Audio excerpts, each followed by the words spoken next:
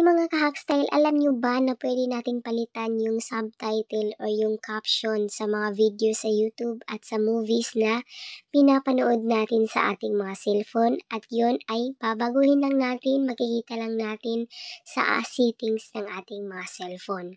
Kung makikita nyo dyan, masyadong malaki yung subtitle. Kaya ngayon, papakita ko sa inyo kung paano babaguhin. Kung interesado ka at hindi mo pa alam, panoorin mo yung video. Ayan, una natin gagawin, pumunta tayo sa settings ng ating cellphone. Tapos dito sa search box, type lang tayo ng caption.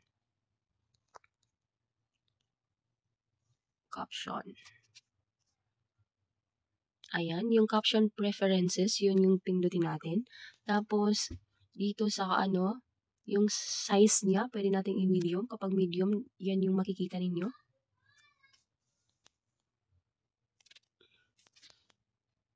Tapos, yung kulay, pwede red. Ayan. Tapos, yung background, kung gusto nyo green, ito yung pagpipilian sa text color. Tapos, yung background naman, ito.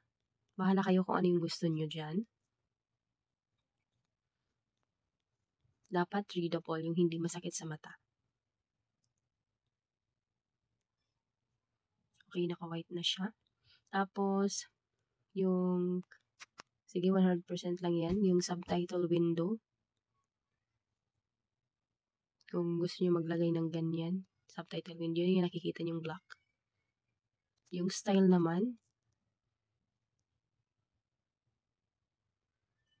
ayan, basta yan. Dito lang po yan makikita sa ating caption preferences sa settings ng ating cellphone.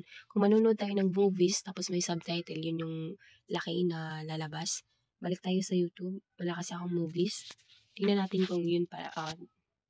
Tingnan nyo naman, automatic na nag-iba yung play natin.